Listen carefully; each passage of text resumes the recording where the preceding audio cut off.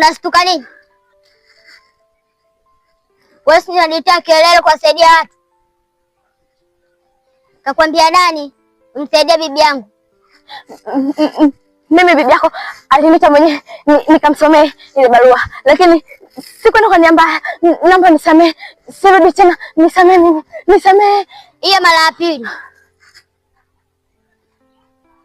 Mara ya kwanza umemsaidia mzee Ndembo, mara hii umemsaidia bibi yangu. Nilikutuma, nilikwambia mwenyewe sijui kusoma.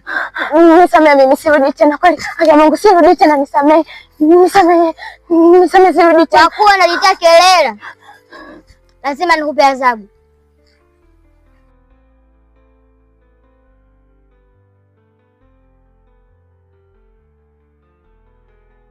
Hiyo ndo adhabu hiyo. Unajitia kelele kama kuja asubuhi.